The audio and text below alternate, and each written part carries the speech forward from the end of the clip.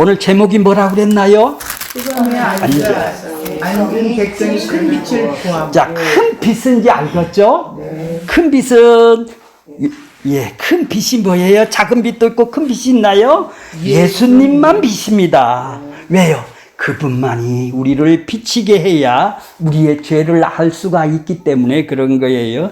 흑암에 앉은 백성들이라는 것은 지금 흑암 속에 있는데 자기가 흑암 속에 있는지 죽음의 땅에 있는지 그늘에 앉아 있는 백성인지를 인식이 없이 살아가는 사람이 세상 사람이고, 우리는 어떤 사람이에요?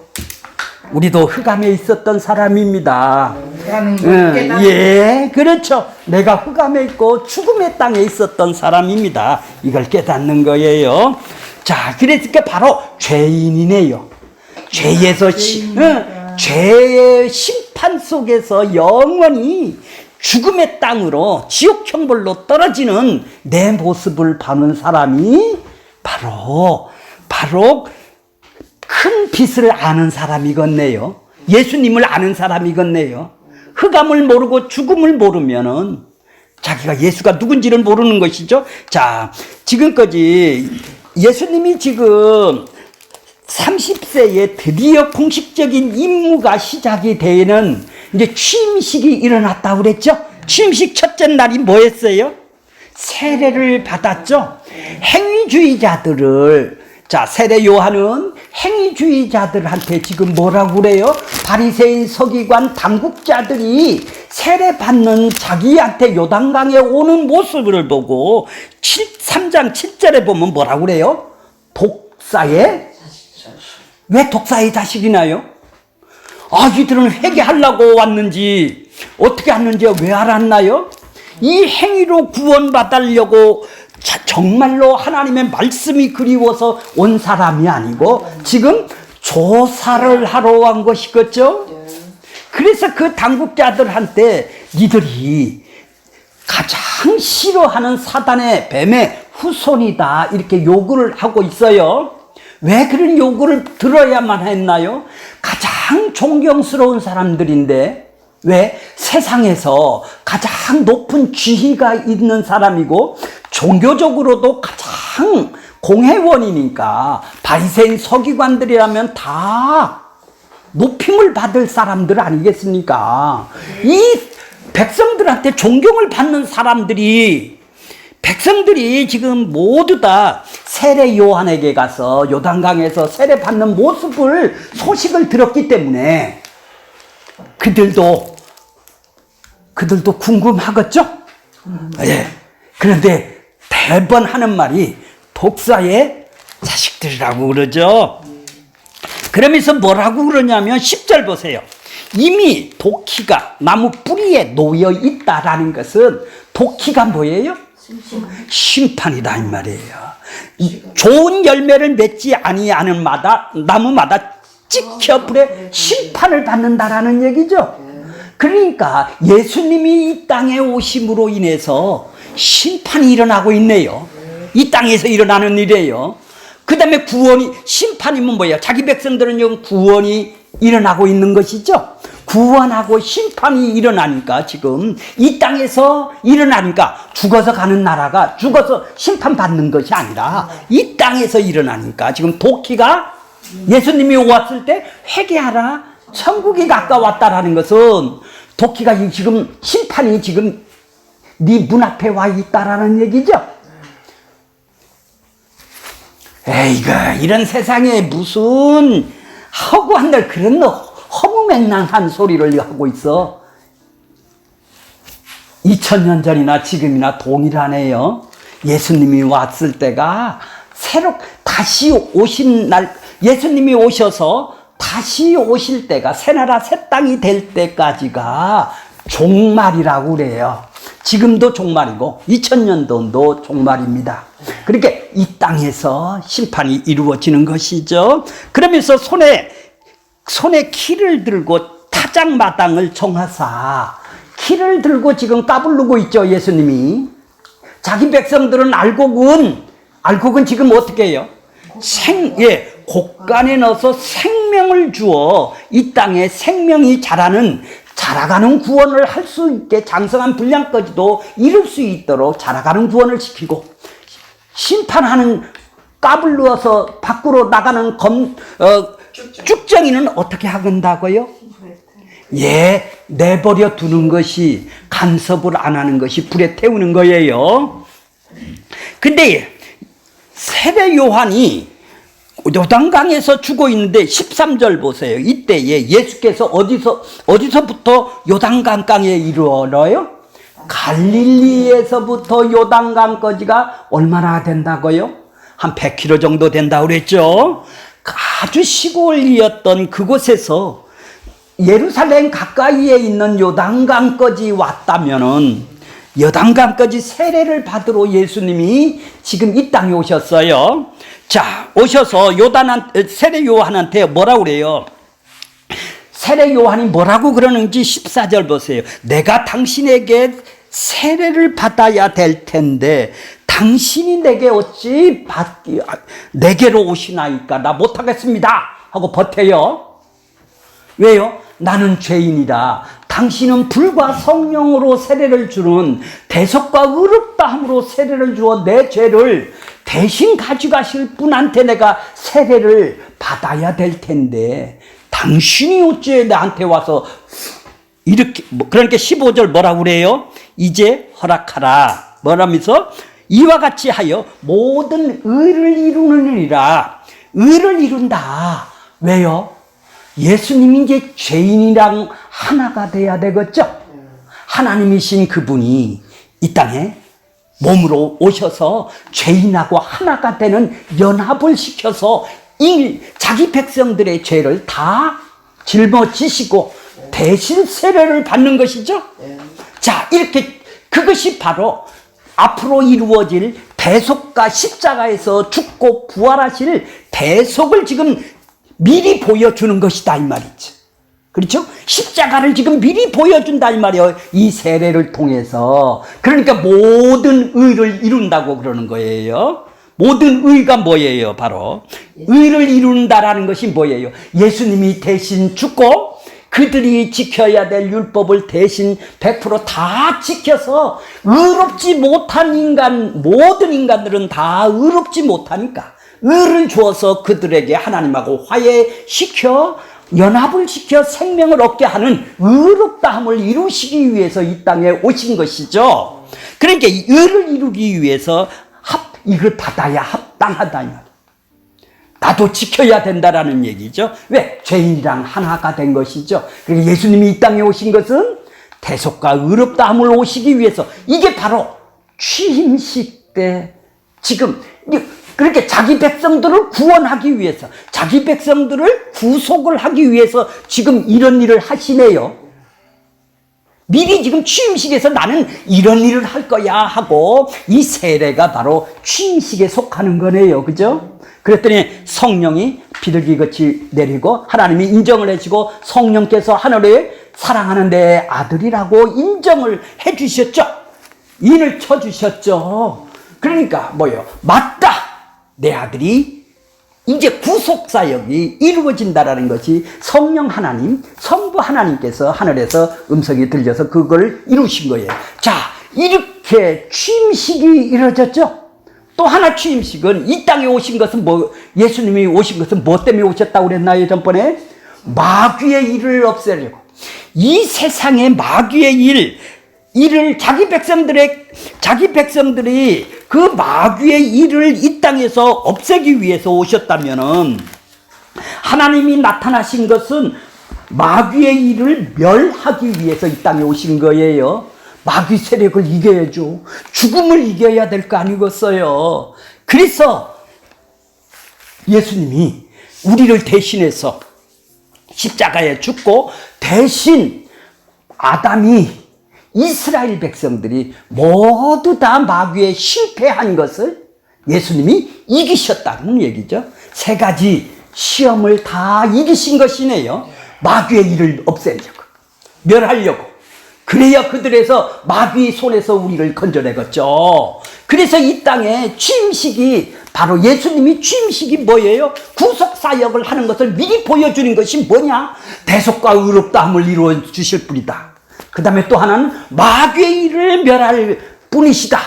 이 일을 하기 위해서 취임식을 하는 거예요. 자, 그래서 12절 보세요. 이제 오늘 본문 보겠습니다. 본문. 자, 예수께서 누가 잡히심을 들었어요?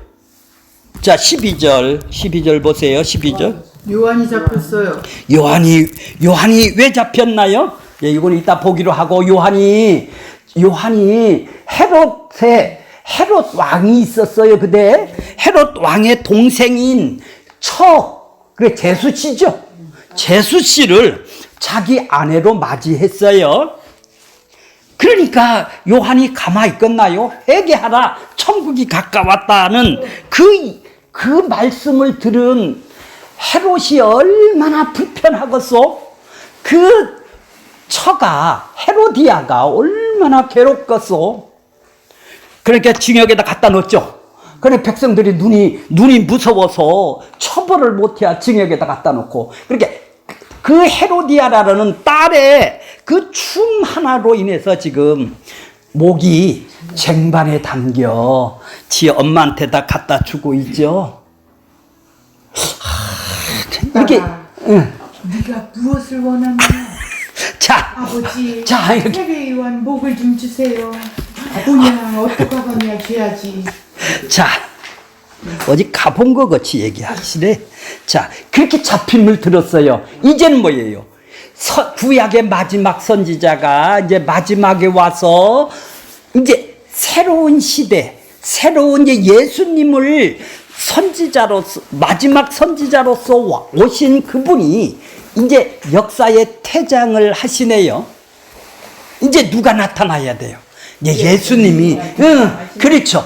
여기 시작. 예. 이렇게 잡히고 나서 이제 중첩된 사역이 지금 일어났어요. 자, 중첩된 사역이 봐보세요. 잡힘을 들으시고 갈릴리로 물러가셨다가 지금 어디서 지금 마귀한테 시험을 받았나요?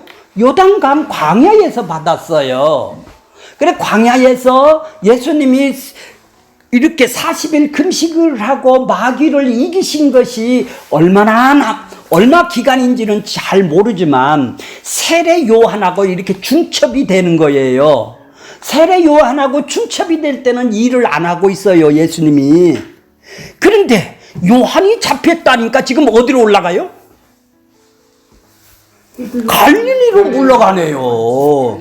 왜 갈릴리로 올라가세요? 100km 올라가진. 지금 요한은 지금 유대 땅에서, 예루살렘 땅에서 그 왕에서 목이 지금 자기를 증거를 하다가 지금 목이 달아난 거죠. 아니 그러면 자기를 증거하던 세례 요한이 지금 목이 달아났는데 예수님도 자기를 증거하던 세례 요한처럼 회개하라, 천국이 가까웠다고 그들한테 얘기를 해야 되고 그걸 도움을 줘야 되는데 지금 어디로 가세요? 갈릴리로 왜 가셨어요? 왜 이렇게 피하는 것 같이 이렇게 갈릴리로 가세요? 주요 모대가 거기 아니야? 이제 이따 보면 아세요? 왜 가세요? 그렇죠? 자, 그 밑에 보세요. 13절.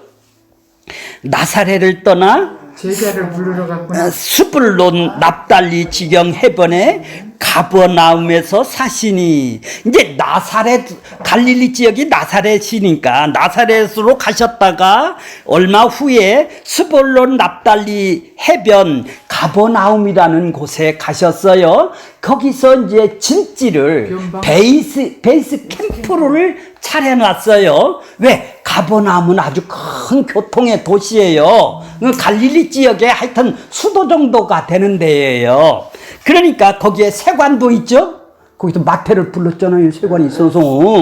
그렇죠. 가버나움 회당에 누가 있었죠? 회당장 누구죠? 야이로의 딸도 있었잖아요. 그러니까 여기가 큰 도시 정도가 돼요, 가버나움이. 그러니까 주 무대를 나사렛을 떠나서 어디로 가요? 이제 가버나움으로 가셔서 베이스 캠프를 여기서 차렸어요. 자, 14절 보세요. 이는 왜 차렸을까 거기서? 이는 선지자 이사야를 통하여 하신 말씀을 어떻게 한다고? 그 말씀 때문에 세례 요한이 지금 목이 달아났고 그래서 그거를 지지를 해주고 그거를 더 협조를 해줘야 될 사람이 지금 갈릴리로 가신 것은 그 말씀 때문에 말씀을 그렇죠. 말씀 때문에 가시네요. 이사야 선지의 말씀을 성취하러 간 거죠. 그 말씀을 이루러 가시네요. 내 뜻대로 하시는 것이 아니라 그 말씀대로 예언대로 약속대로 그렇게 이루시기 위해서 지금 가시는 것이죠. 자, 이제 그렇게 어떻게 예언이 되어 있는지 15절 16절에 있어요. 스볼론 땅과 납달리 땅과 요단강 저편 해변길과 이방 갈릴리요. 어떻게 이방 땅이 됐나요, 여기가? 아니, 여기도 유대 지역이니까 지금 갔을 거 아니에요. 갈릴리 지역이. 그런데 어떻게 이방 지역이라고 그러나요? 하나님이 이스라엘 백성들을 징계를 할 때는 말이에요. 이 갈릴리 지역이 북쪽이니까 여기서부터 그 이방 사람들이 침투해서 전쟁을 일으켜서 들어오겠죠? 밑으로. 그러니까 여기가 가장 먼저 변방이 가장 심한 심판을 받게 되겠죠? 먼저 여기서부터 무너져야 되니까 하나님이 그렇게 이방 변방을 위해서 이스라엘 백성들을 징계를 줄 때는 여기부터 먼저 들어오게 되어 있다 이 말이에요. 그러니까 여기는 거의 이방 문화가 많이 들어왔겠네요. 그러니까 이방인들하고 많이 살겠네요. 그러니까 반천 이상은 이방인들이고, 그러니까 지금 유대 땅이지만 갈릴리 지역이지만 변방 지역이다 이 말이에요. 예, 그렇죠. 그리고 바벨론이 망했을 때는 아수르로 인해서 망했을 때는 혼혈족들이 이주 정책을 써서 여기에 전부 다 정책하게 되어 있어요. 자, 그 사람들이 뭐라고 그래요? 지금 스볼론, 납달리, 해변길, 이방 갈릴리 지역을 뭐라고 그래요? 흑암에 앉은 백성이래요. 그러니까 흑암에 앉은 백성이고 큰 빛을 보았고 사망의 땅과 그늘에 앉은 자들에게 큰 빛을 보았다. 하나님께서 이렇게 먼저 심판을 당한 그곳을 먼저 긍휼히 여기셔서 그들부터 먼저 그들부터 먼저 예수님의 빛을 비춰주시기 위해서 이 땅에 그 약속되어 있대. 그것이 이사야 선지자 9장 1, 2절에 약속이 되어 있는데 그 약속대로 와서 예수님이 갈릴리로 다시 올라가셨다가 지금 가버나움에다 지금 캠프를 차리고 있어요. 그리고 그 말씀이 이루어지니까 17절 보세요. 이때부터가 뭐예요? 이때부터 요한이 잡히고 이제 베이스 캠프를 차리고서부터 이런 얘기. 이때부터 비로소 전파하여 이르되 뭐라고? 해결. 그렇죠. 이제 구속 사역을 여기서부터 이제 시작이 되는 것이죠. 자, 원고를 보겠습니다. 예수님께서 30세에 드디어 공식적인 임무를 자기 백성을 그들의 죄에서 구원하는 구세주로서 구속 사역을 위해 지금 세례 요한의 세례를 받으셨죠? 또 하나는 뭐예요? 사단의 시험에서 이기셨죠? 이래서 취임식이 거행이 된 것이죠. 취임식을 마친 후 예수님은 하나님 나라의 복음을 공식적으로 선포를 하기 시작을 하시는 거예요. 세례 요한이 체포됐다는 소식을 들으시고는 갈릴리로 물러가셨다가 나사렛을 떠나 가버나움에 정착하게 된 것이 기록되어 있죠. 예수님을 위한 사역자이신 세례 요한이 체포되었다라는 것은 이제 메시아기를 예비됐던 시제는 끝나고 이제 그리스도 예수가 이스라엘 앞에 나타나 공식적인 일을 시작하셨음을 알리는 것입니다. 그분이 바로 우리의 구세주요 내가 아버지와 자녀가 되었다면 나의 생존의 문제는 책임을 지고 주관을 하시겠죠? 아버지가 생존이라는 것은 우리의 노력이나 의지나 기대로 이루어지는 것이 아니죠. 아무리 우리가 노력을 하고 우리의 의지와 기대를 가지고 우리가 원하는 것을 이루려고 애를 쓴다 해도 우리 뜻대로 안 되는 것이 우리 생존의 문제죠. 이 생존 먹는 거. 왜냐하면 주관자가 하늘의 백성들은 주관자가 존재하시기 때문에 그런 거예요. 그래서 신자는 먹거나 마시거나 이 세상 것에 근심 걱정하는 것이 아니라 어디에 근심을 해야 돼요? 예, 하나님 나라에 근심을 해야 돼요. 그의 의를 근심을 해야 돼요. 이 나라를 근심 걱정하면서 살아가는 자가 우리네요. 왜요? 그의 나라로 옮겨 놓았으니까. 신자에게 필요한 것은 바로 이 사실을 믿는 것이죠.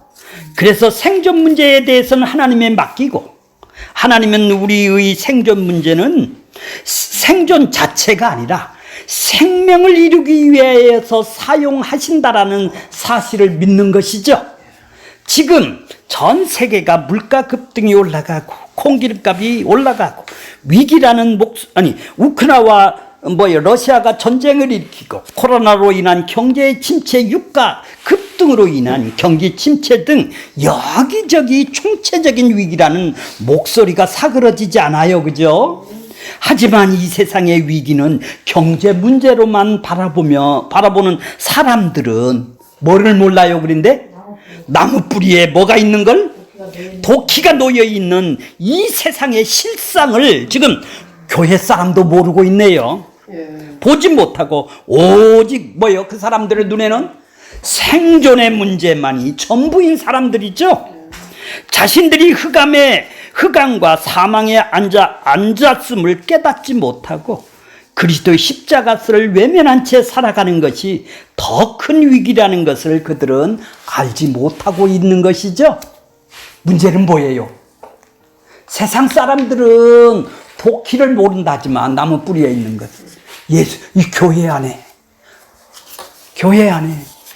생존 문제를 위해서 지금 자기들이 어떻게 도끼가 지금 나무 뿌리에 놓여 있는지를 지금 전혀 인식이 없이 살아가는 사람이 이 현대의 교회 아니겠습니까? 자, 12절 보겠습니다. 예수께서 요한의 잡히심을 들고 갈릴리로 물러가셨다가 구약의 마지막 선지자로 예수 그리스도를 증거하시며 심판과 구원을 하신다라는 증거를 하셨어요. 세례 요한이 외친 회개의 천국이란 바로 자기 뒤에 오실 분을 맞이하라는 것이죠. 그리스도를 맞이하는. 그러므로 회개는 예수를 믿는 것이며 믿지 않으면 어떻게 된다고? 심판이라는 것이죠. 이제 심판과 구원을 베푸실 이가 오셨기에 거침없이 회개를 선포를 한 것이죠. 그렇게 회개는 왜 하는 거예요? 예수님한테 돌아가기 위해서 하는 거예요. 예수님한테. 그러니까 회개를 왜 하는지를 모르고 회개를 하면 하나만한 회개죠. 세례 요한은 이사야 예언대로 주의 길을 예비하기 위해서 등장한 사람이고 회개하라 천국이 가까웠다 외친 사람입니다. 도끼가 나무 뿌리에 놓여 있는 이 세상의 실상을 외치면서 자기 죄를 자복하는 자들에게 세례를 베풀었던 사람이기도 하죠. 세례 요한이 왜 잡혔습니까? 마태복음 14장 1절에서 12절 보면은 동생의 부인, 그러니까 제수씨죠.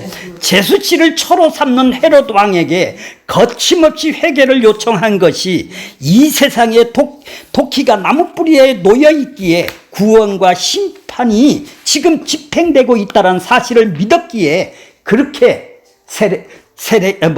헤롯 왕에게 외친 것이죠. 그러나 요한은 이 감옥에서 맥없이 헤로디아의 딸 살로메의 춤값에 목이 잘린 것입니다. 하나님의 성령을 힘입어 그리스도를 증거한 세례 요한 앞에서 헤롯 왕이 벌벌 떨면서 회개했으면 얼마나 많은 사람들이 예수를 믿었겠소?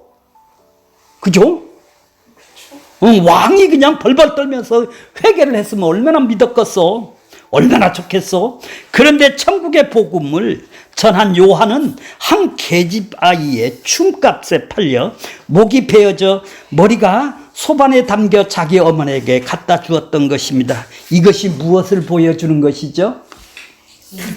구약 성경을 받아서 지킨다는 유대의 왕, 제사장, 율법을 철저히 지킨다는 바리새인들이 하나님의 말씀을 지금 어떻게 지키고 있느냐 지금 보여주네요.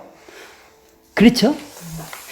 행위주의자들이 어떻게 지금 말씀을 잘 지키고 있느냐, 행위주의자들이 지금 어떻게 하나님의 말씀을 잘 지키고 있냐, 그래서 지금 세례 요한의 목을 치는 것이냐, 그들의 죄를 지금 보여주는 거예요. 그래도 자기들은 율법을 잘 지키면 율법을 다 지킨다라는 것이죠. 근데 율법을 어기며 지금 목을 치는 건 왜 그래요? 그러면서도 자기가 모르는 거죠. 왜? 죄인인 걸 모르는 거죠. 행위만 해서 구원만 받으려니까 그러는 것이죠. 구약의 모든 약속을 성취해 주려고 오신 분을 증거한 자가 이렇게 죽임을 당하였습니다. 세례 요한은 율법과 선지자, 구약을 상징하는 거예요. 옥에서 갇혔다라는 말은 구약이 이제 끝났다라는 얘기입니다. 구약은 율법을 상징하는데 율법은 옥에 갇히는 일, 즉 죽음 아래에 가두는 일을 하는 것입니다. 그래서 우리를 죄 아래에 가두는 것입니다. 율법이 그렇게 율법은 죄 아래 가두는 것이죠. 율법을 지켜서 구원 주라고 구원을 받기 위해서 준 것이 아니라 죄 아래 가둔다라는 것은 우리의 죄를 고발하는 것이죠. 니들은 죄를 질 수밖에 없으니까 법을 준 것이죠. 그렇죠. 아니 죄를 안 진다면은 율법을 줄 필요가 죄인이 아니란다면 율법을 줄 필요가 없어요. 죄를 짓는데도 죄를 모르니까 율법을 줘서 니들은 이런 죄인이야. 근데 그걸 지켜서 구원받는다고 그런다는 얘기죠. 이들은. 자, 갈릴리로 가셨습니다. 물러가셨습니다. 세례 요한이 잡혔음을 들으셨다면 예수님은 본격적으로 더욱 하나님 나라를 선포해야 맞지 않아요? 세례 요한이 죽었으니까 이제 예루살렘에서 그렇게 선포를 해야 되지 않습니까? 요한은 담대하게 예수 그리스도를 증거하고 감옥에서 죽어가는데 정작 예수님은 예루살렘에서 갈릴리로 물러가시네요. 지금 왜 그렇죠? 왜 그렇게 하시는 것이에요? 이런 시험에서 예수님은 갈릴리로 가셨다라는 것은 우연의 일이 아니고 우연히 일어난 일이 아니고 단순한 일이 아니네요. 이사야 예언을 성취하는 매우 중요한 일을 마태는 지금 밝히고 있는 것이죠. 예수님은 이방인의 지역에 포진함으로써 기존의 이스라엘을 지금 공격하는 형태를 취하심으로 예언을 성취하고자 한 것이에요. 예루살렘에서 복음을 선포를 하는 게 아니라 갈릴리 지역, 이방인 지역을 지금 포진을 해서 예루살렘으로 지금 복음이 들어가는 식으로 예언이 되어 있어요. 그래서 그 일을 지금 하시는 거예요. 13절 보세요. 이사야서 9장 1, 2절을 보면 전에 고통을 받던 자들이 흑암에 앉았으리로다. 옛적에 여호와의 스볼름 땅과 납달리 땅에 멸시를 당하게 하셨으니 후에는 해변의 길과 요단 저편의 갈릴리를 영화롭게 하셨다. 이렇게 하나님께서 뭐예요? 먼저 멸시를 당하게 한 백성들에게 영화롭게 하셨다. 빛을 비춰 주었다 이 말이죠. 흑암에 앉은 백성에게 큰 빛을 보여 주었고 그늘과 사망의 그늘지 땅에 앉은 자들에게 빛을 비추셨도다. 13절 보겠습니다. 예루살렘을 떠나 수볼론 납달리 지경 해변에 있는 가버나움에 가서 사시니 예수님은 요한이 투옥되었다는 소식을 듣고는 이제는 공개적으로 적극적으로 하나님 시대를 심판을 열어야 할 시기가 되었음을 인식을 한 것이죠. 그래서 초기 사역을 하던 유대 지역을 벗어나서 갈릴리 지역으로 들어와 나사렛으로 물러갑니다. 나사렛에서 신변을 정리하고 해안가인 가버나움으로 가서 선교 베이스 캠프를 치셨습니다. 가버나움은 교통의 중심지요 세관이 있었고 로마 군대가 주둔하고 있었던 도시입니다. 가버나움의 본부 기지로 삼는 것은 복음이 더 효율적으로 전파하기 위한 것이었습니다. 스볼론 납달리 지경이라고 보겠습니다.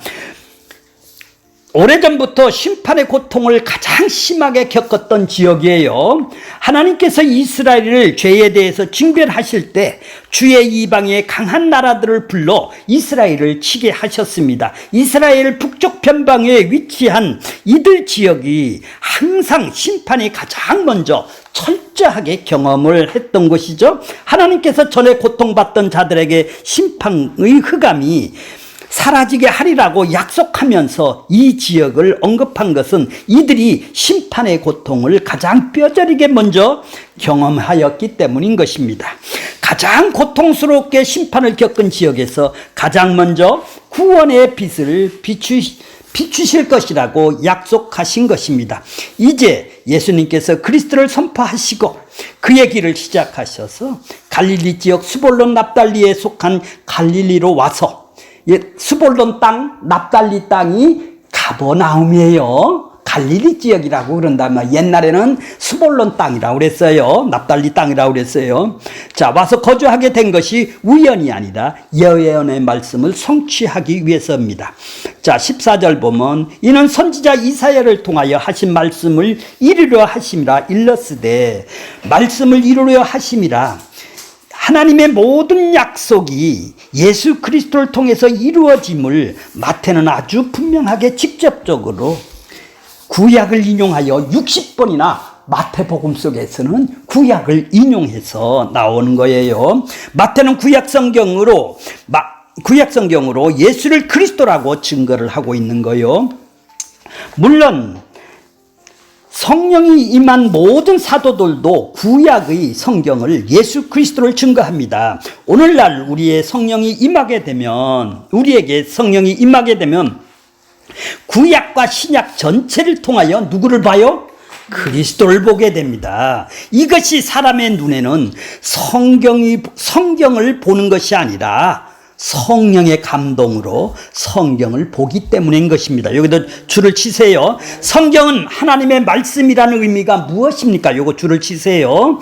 성경은 하나님의 말씀이라는 것은 하나님께서 자기 뜻을 드러내 보여주시는 거예요. 하나님의 뜻은 알겠죠? 하나님의 뜻은 성경을 통하여 알려주신 것은 우리 보고 그 말씀을 뭐라고요?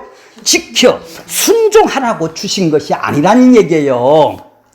이런 말씀을 하면 당장 반발이 나오는 분들이 많아요. 성경에는 수많은 하라는 말씀과 하지 말라는 말씀이 있는데 그것을 우리 보고 하라 하지 말라는 말이 아니냐 이렇게 반문을 하죠. 보통 성경에 나오는 대로 다 해야 될 것이 아니냐. 우리가 어느 말씀을 제대로 순종한 적이 있어요?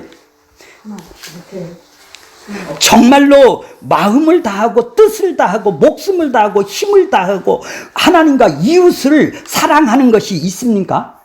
이건 죄성이 없는 사람이 하는 거예요. 그렇죠? 예수님밖에 할 사람이 없는 거예요. 인간이 그러면 다 의인이게요. 이걸 다 했다면은 죄가 없어야 자기의 유익을 위해서 하나도 안 사는 걸 보고 마음과 뜻을 자 보세요. 나의 욕망을 위하여 나의 유익을 위하여 한 것이 아닙니까? 우리는 하는 것이 다 교회를 다녀도 자기 유익 그래요. 자기를 위해서 한 거 아니에요. 하나님을 위해서 한 거예요. 말은 하나님을 위해서 하죠. 성경이 하나님의 말씀이라는 뜻은 하나님의 말씀을 하나님께서 이루신다라는 뜻이에요. 하나님의 말씀은. 그래서 크게 구약이라 하고 신약이라 하는 거예요. 구약이란 왜 인간이 하나님의 말씀을 순종하지 못했는지, 왜 못했을까 그들이? 율법을 통하여 보여주시면서 그래서 그들을 징벌을 주시는 거예요. 하나님의 모든 말씀을 성취하실 분이 오실 것인데 그분이 바로 메시아라고 증언하고 있는 거예요. 그러므로 예수님은 성경을 뭐라고 그러냐? 유대인들한테 지금 뭐라고 그래요? 유대인들은 하나님의 말씀을 믿고 그 성경을 영생을 얻기 위하여 부지런히 읽고 외우고 실천하고 미간에 붙이고 문설주에다 붙이고는 그 사람에게 뭐라고 그래요? 그들을 향하여 요한복음 5장 39절에 이 성경이 곧 나에 대하여 그렇게 니들이 못 지키니까 내가 지키러 온 거야 이런 얘기예요. 근데 그들은 지켜서 구원받으려고 그러는 거죠. 그런데 아무도 예수님을 믿는 자가 없죠. 왜? 구원의 방법은 이렇게 해서 우리는 전통적으로 잘 믿는데 왜 그러냐는 얘기죠. 그러므로 예수님은 그러므로 성경이 하나님의 말씀이라는 뜻은 모든 성경의 모든 약속들은 예수 그리스도께서 이루어 내신다라는 것이 성경이 하나님의 말씀이라는 뜻인 것이죠. 스볼론 땅 15절 스볼론 땅과 납달리 땅과 요단강 저편 해변길과 이방의 갈릴리요. 원래 갈릴리 지역은 구약 12 스볼론 지파, 납달리 지파 12지파 중에 가장 북쪽에 있는 지역을 납달리 지파하고 스볼론 지파에게 지역을 주셨던 거예요. 거주했던 땅입니다. 변방이었기에 이방의 침략이 잦았고 이방의 접촉이 많았습니다. 당시 갈릴리 지역은 인구의 반 이상이 이방인이었어요. 지리적인 약점 때문에 정치적으로나 사회적으로나 영적으로나 항상 열등한 의식이 그들은 있었죠. 자, 16절 보세요. 흑암에 앉은 백성이 큰 빛을 보았고 사망의 딸과 그늘에 앉은 자들에게 빛이 비추었도다 하셨느니라. 흑암에 앉은 백성, 사망의 땅과 그늘에 앉은 자들은 스볼론 땅과 납달리 땅과 요단강 저편 해변길과 이방인 길 갈릴리 지역을 지금 흑암에 앉은 백성이라고 얘기를 하는 거예요.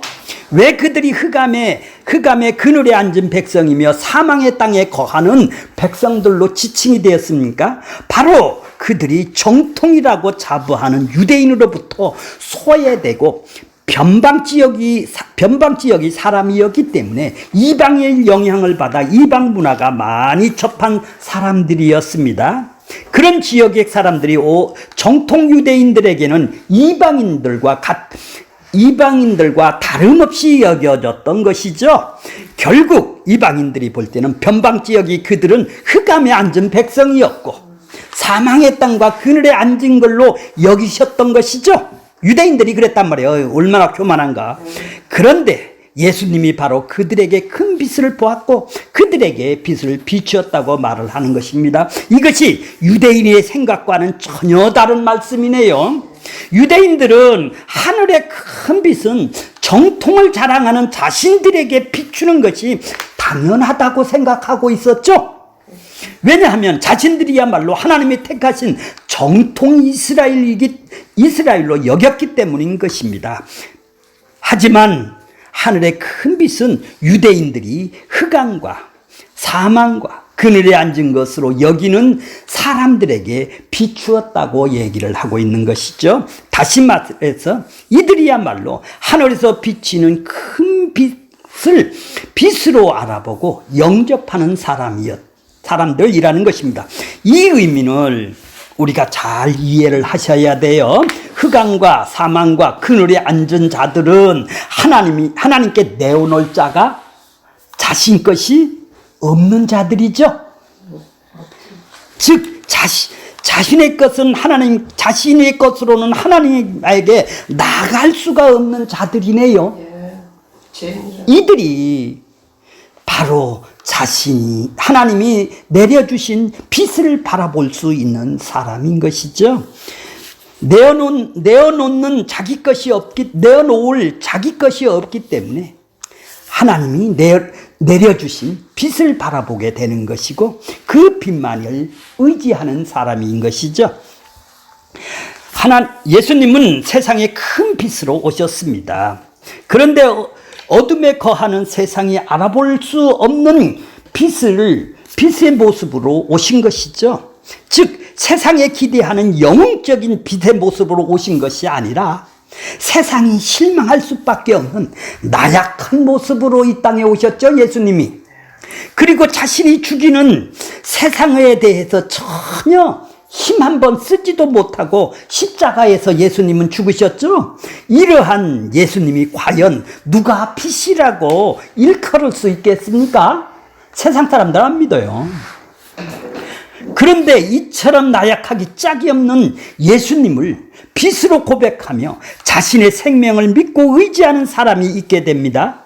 그들이 바로 흑암에 앉은 자신의 실상을 어떻게 해요? 깨달은 사람들이죠. 흑암에 앉았고 그늘과 사망과 그늘에 앉아있는 자신을 구출해 주실 분은 우리의 모든 죄를 대신 짊어지시고 죽으신 그분밖에 없음을 알게 됨으로써 십자가에 죽으신 예수님이 더 이상 나약하고 보잘것없는 분으로 보이는 것이 아니라 자신의 뭘로?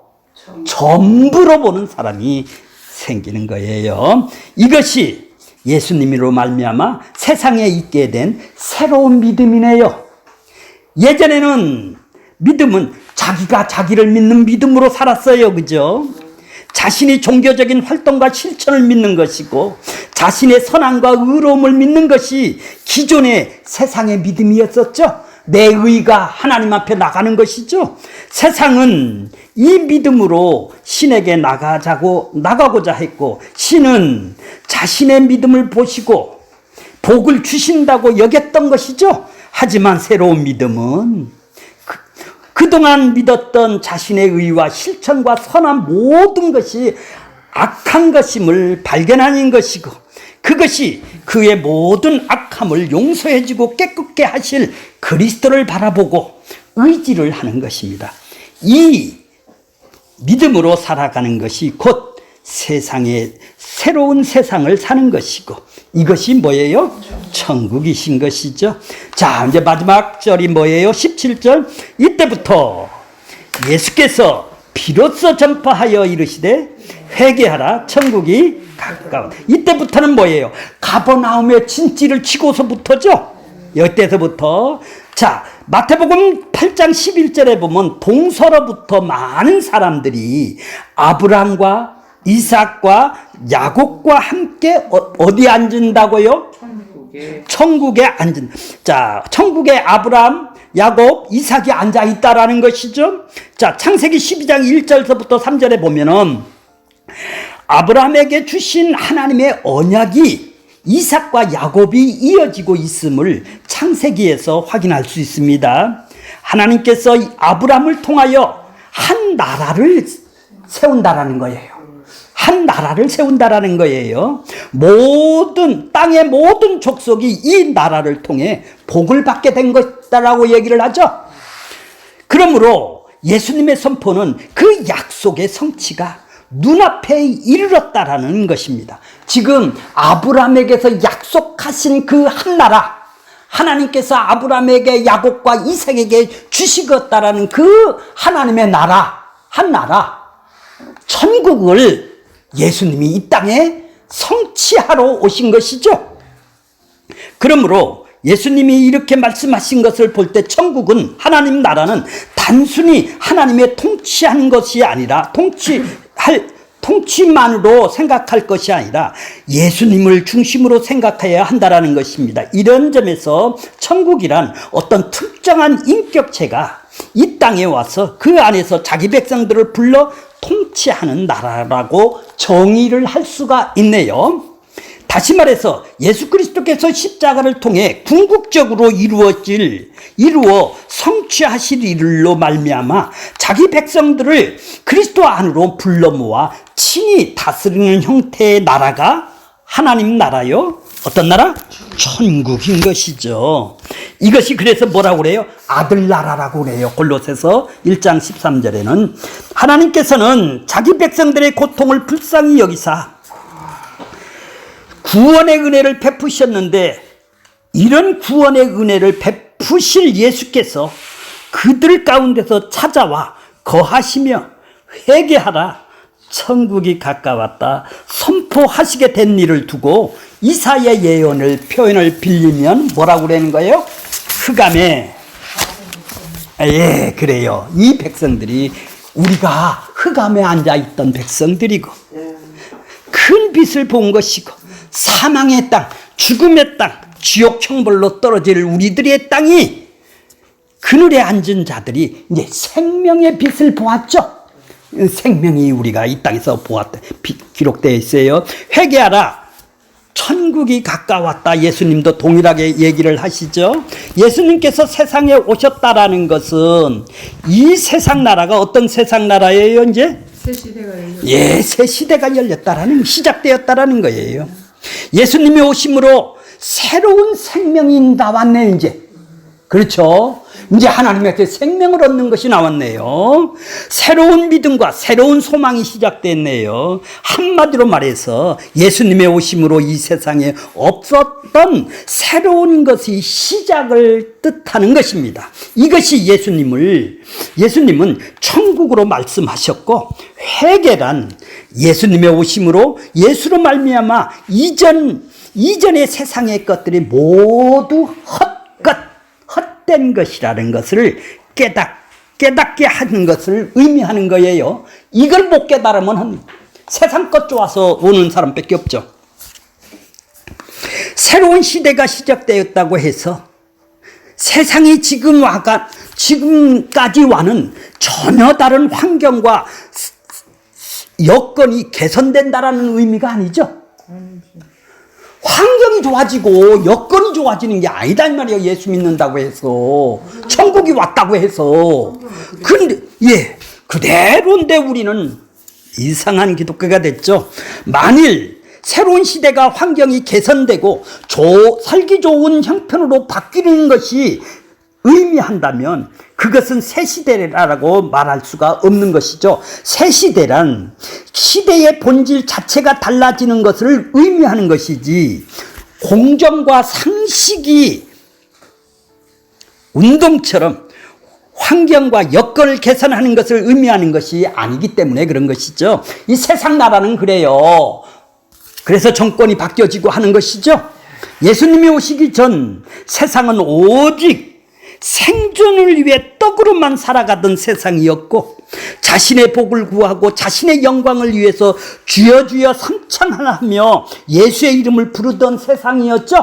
우리도 예수를 믿었을 때 이렇게 살아갔죠. 그런데 그러한 세상에서 예수님이 오심으로 말미암아 십자가에서 죽으신 예수님을 믿는 다른 세상이 시작된 것이고, 떡이 아니라 하나님의 말씀으로 살고 하나님만 경배하는 세상이 있게 된다라는 것입니다. 이것이 새로운 시대죠. 이제 새로운 사고방식으로 살아가는 나라네요. 하나님 나라와 그의 의를 위해서 살아가는 나라네요. 이제 세상의 사고방식이 아니라 그분의 사고방식으로 살아가는 나라죠. 이제 이 새로운 세상을 볼 수 있는 사람은 기존의 세상의 악함을 깨닫고 소망을 새로운 세상에 두고 회개한 신자라는 것을 의미하는 것입니다. 자, 요한이 광야에서 선포한 메시지가 뭐죠? 회개하라, 천국이 가까웠다. 예수님도 취임식을 지금 거행하시고 예수님의 첫 메시지 역시 회개하라, 오늘 천국이 가까웠다. 동일한 것이죠. 마태복음 5장에 보면은 8복이 있죠. 8가지 복이 있죠. 8복이 뭐예요? 심령이 가난한 자는 복이 있나니. 천국이 누구 거? 이 천국을 8번이나 얘기를 하고 있어요. 천국을 하나님 나라를 소유한 사람은 심령이 가난한 자, 온유한 자, 이렇게 8가지를 얘기를 해요. 마태복음 10장 7절에 보면 예수님께서 12제자를 각 마을로 파송하면서 입에서 전파하여 말할 것은 천국이 가까이 왔다 하라고 설교 내용을 지시하여 주셨어요. 예수님께서 마태복음 속에는 여러 가지 비유로 사람들을 가르치고 있는데 전부 다 뭐에 관한 거예요? 천국에 관한 거예요. 마태복음 13장에는 천국의 비유장 7가지를 전부 다 천국에 관한 것이죠. 천국은 마치 이렇게 7가지가 나와요. 마태복음 20장에서도 포도원 품꾼의 비유에서도 천국 비유예요. 21장의 포도원 농부의 비유도 천국은 이와 같으니 22장 보면은 혼인잔치 비유에서도 천국 비유입니다. 마태복음 25장에도 열처녀 달란트 비유에서도 역시 천국에 관한 비유예요. 자, 사도행전 1장 3절에 사도행전 좀 찾아보세요. 성경 좀 찾아보세요. 사도행전 1장 3절 보세요.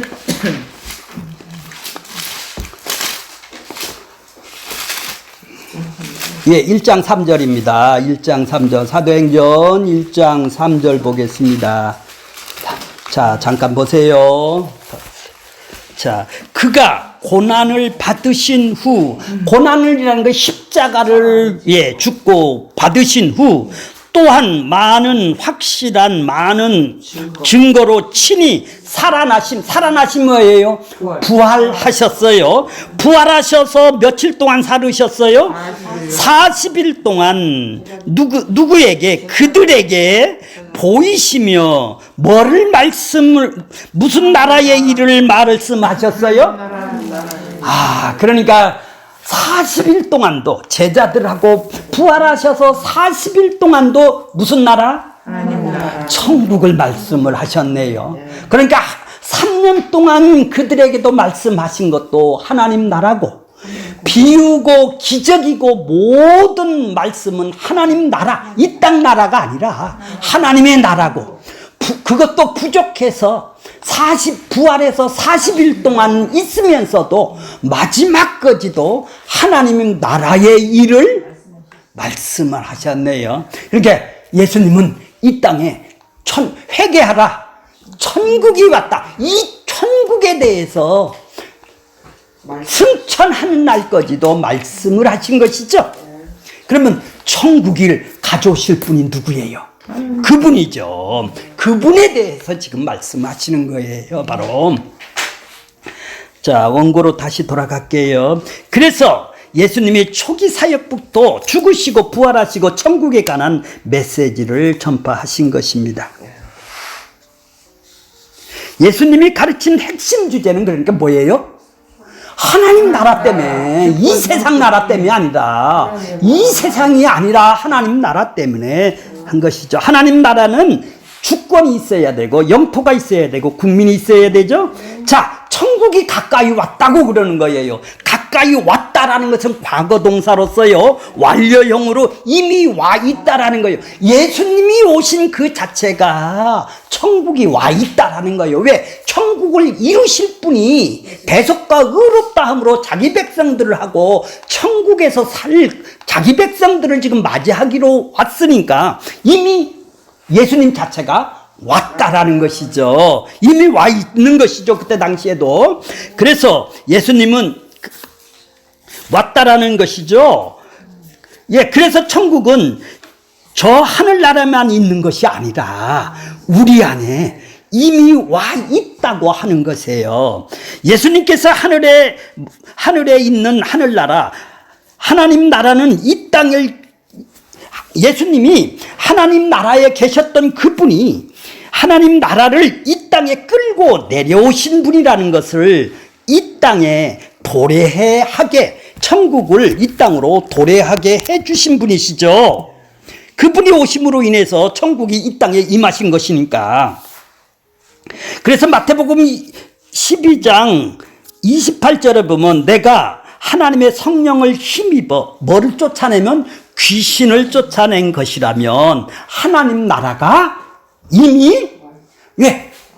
마귀를 승리를 했으니까 이미 나라. 마귀가 지배하던 세상에 이제 성령 하나님이 지배하는 세상으로 내가 이 땅에 와 있다라는 얘기죠.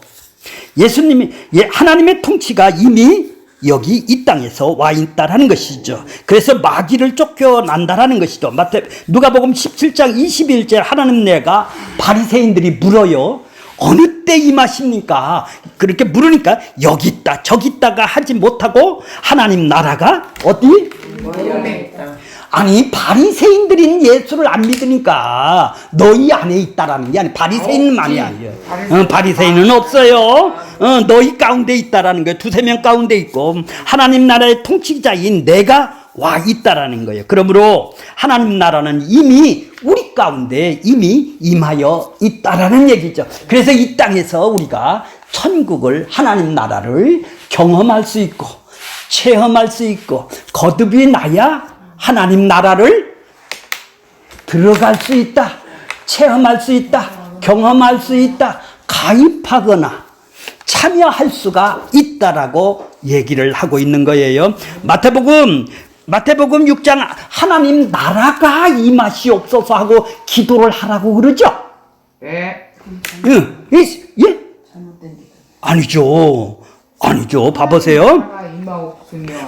하나님 나라가 임하옵시라는 것은 천국이 이미 와 있다고 했는데 우리에게 나라가 오게 해도라고 또 기도하라는 것이죠 지금. 그러니까 좀 보세요. 와 있는 현존하고 있는데 이 말은 아직도 올 나라가 있다라는 거 아니에요. 그렇죠? 미래적인 성격은 아직도 남아있네. 새 나라 새 땅은 아직도 남아있네. 그렇죠. 그런 나라가 하나님 나라가 올 게 없어서 누가복음 보면은 하나님 나라가 임할 때까지 포도주를 안 마신다. 이런 말씀은 뭐예요? 미래적인 천국을 기도하라는 말씀이네요. 자, 더 임해야 할 천국, 더 이루어져야 할 천국인 미래의 천국이 있다라는 얘기죠. 자, 이미 천국이 와 있으므로 신자는 우리가 이 세상의 사고 방식으로 벗어나게 해 주시옵소서가 천국이 더 나한테 임하는 거네요. 세상의 사고 방식을 벗어나야 내가 천국이 온전히 나 안에 임하게 될 것이 아니겠어요? 그걸 기도하라고 그러는 것이 아니겠어요? 결론적인 말씀은 이미 우리에게 임했는데 나에게도 뭐예요? 하나님 나라가 더 충만하게 온전히 세상의 사고방식이 완전히 빠져나가게 임하시옵소서 하고 이걸 기도하라고 그러는 것이죠. 알고 기도해야지. 그러니까 아직도 사탄의 나라가 잡혀있는 자들에게 통치가 임하여 저들에게도 하나님의 백성을 삼아 주시옵소서 이것도 필요한 것이죠. 자기 택한 백성들을 하나님 저들은 지금 사탄의 사로에 잡혀 있으니 하나님의 영이 사로잡혀서 저들을 뺏어오 주시옵소서 하고 기도하라는 것이죠. 자, 결론적으로는 이미 임했지만 이미에다 동그라미 치세요. 이미 동그라미 치시고 그러나에다 동그라미 치세요. 이미 임했어요. 그러나 아직은 충만하게 임하지는 않았네요. 나에게도 충만하게 임하지는 않았네요. 새나라 새 땅이 온전히 충만하게 올 때가 있죠. 그렇죠? 새하늘 새 땅이 온전히 충만하게 임하는 나라가 있고 나에게도 지금 천국이 와 있지만은 나에게도 세상 것이 너무 많다 이 말이죠. 나에게도 충만히 임하게 기도하라는 얘기죠. 그러니까 이미 임했지만 아직은 완전하지는 않은 거죠. 채워가는 구원을 하라는 얘기 아니에요. 완성을 향하여 나가고 있다라는 것입니다. 그래서 하나님의 형상이 회복되고 그리스도의 성품에 더욱 참여하는 자가 되게 해 주시옵소서 하는 것이 뭐예요? 나라가 더 임해야 되겠네요. 사랑의 열매, 희락의 열매를 맺게 해 주시옵소서.